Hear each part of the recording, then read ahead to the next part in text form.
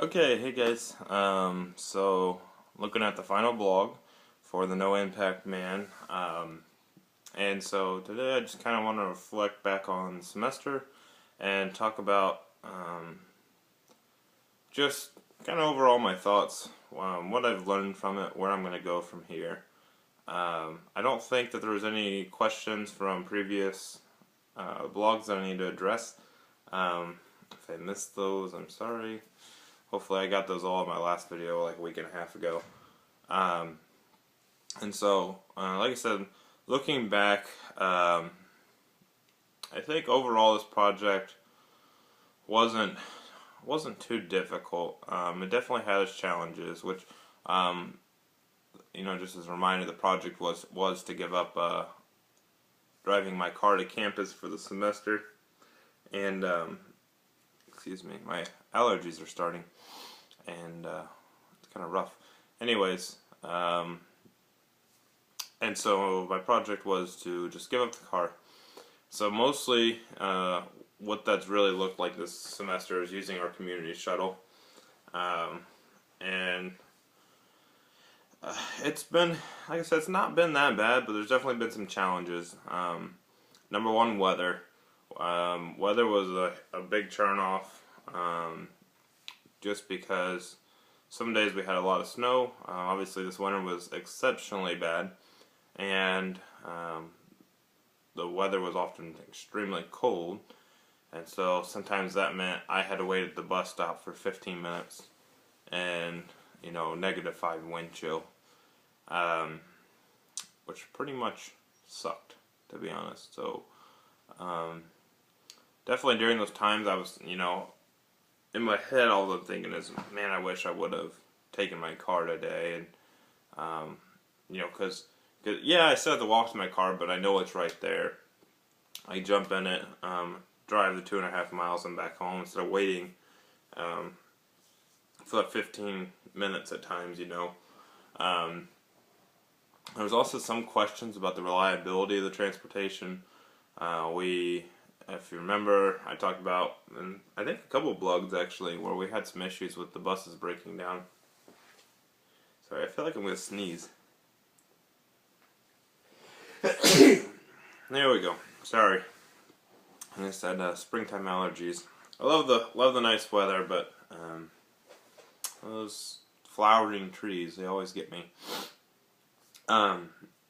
So anyways, there's a lot of questions about the reliability of the shuttles, just because there's at least a couple times where once when it was really cold, the heat went out. So because the heat went out on the bus, they wouldn't let anybody drive it, or they wouldn't let anybody ride on it, and more importantly, they didn't want the driver out there, which is plenty understandable. It's not that I am mad because it happened or something. It just it made things more difficult because you only had one bus running, which means it meant about every 30 minutes the bus was coming by.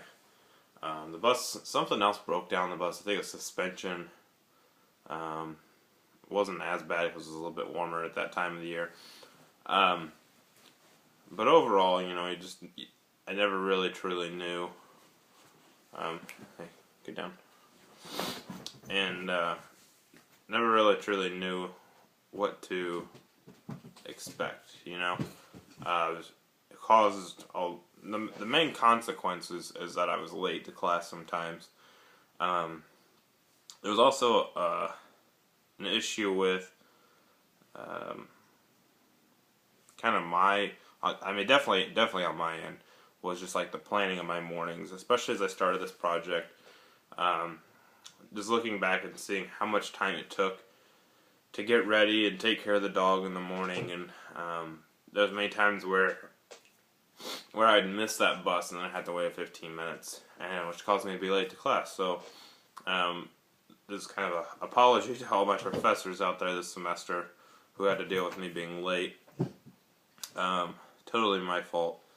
But and then there was a few times, I talked about 2 videos ago, I think, where I think it was the day it was raining. It was raining or snowing. I don't even remember. I think it was raining, and I just didn't want to go. wasn't in the motivation to go. I didn't want to wait on the bus. Didn't want to be out in the rain. And so I just skipped class. I talked about before how this really isn't going to be an option for the future. As I graduate here in a couple of weeks and move to Fort Wayne, if it's bad outside, I'm not going to skip. Unfortunately, it's also not an option for me even to take a bus to work. They don't have a bus that goes out that way. They do have buses that go in downtown, but I'm close enough. Looks like the house that I'm going to be in, it's going to be close enough to downtown where I could either walk or bike to most places. I don't really know where the grocery store is in relation. I haven't even thought to look at that actually. But I'm sure there's probably one somewhat closer on the way from home, or on the way home from work. Let's see what else. Yeah, overall, I guess looking at my future, I will be working at Steel Dynamics, making steel rail, as you see right there on my wall. There's a little, it's like artwork thing. It's not really steel rail, but it's what it looks like. A little SDI logo. Anyways, and so, like I said, that's out in Columbia City. It's west of Fort Wayne. I'll be living downtown Fort Wayne. There are no buses that go out that far out of town, so although I think this project is sustainable for the future, future lifestyle for me, I don't think it's I have the ability to do it, and so that's kind of where you have that fallout, and you start looking at, okay, maybe, we need to expand. So these cities need to start expanding their bus systems and start looking at other places they can go, but at the same time they're still a business, so they need to make profits from it. So I do understand why the bus isn't really downtown. It's pretty logical to me, I think. And even living downtown, when I go downtown, if I'm going out at a baseball game or a hockey game, or well, maybe the hockey games I'll take the bus. But the baseball games, or going down to the bars, or whatever that might look like, going down to a restaurant downtown. Most times I'm probably just gonna walk or bike, just because of how short it is. It's probably not worth waiting on the bus. And I think this project most likely hasn't really changed that. I think I would have done that anyways. And that is not take my car, but to walk or bike. I think I would have done that anyways, just because of how close downtown is. And I think what this project has taught me, though, I was thinking about a minute ago, was that it's more of a mindset, I guess. I now have the mindset that when I'm walking or biking, I know that I'm not emitting that carbon through taking a car. And even if I did, or if I would have done that anyways, if I would have biked or walked, I don't think I would have thought about that. I would have thought about, hey, you're having a good impact on the environment. And I think that's pretty important, because if you have that mindset, a few times through the day, and you think of that, and you think, oh, I'm doing good towards the environment, how much more likely is it that you're going to go out to other parts of your day? Hey, Remington, stop. How likely is it that you're going to go through other parts of your day and think about the environment, think about your negative impacts or your positive impacts, or what you can do, where your opportunities are to make a difference? And so I think that's what this project's really done for me. It's been a lot of fun. It's a great little project. I would definitely recommend it to other people, other students especially, to give this class a try and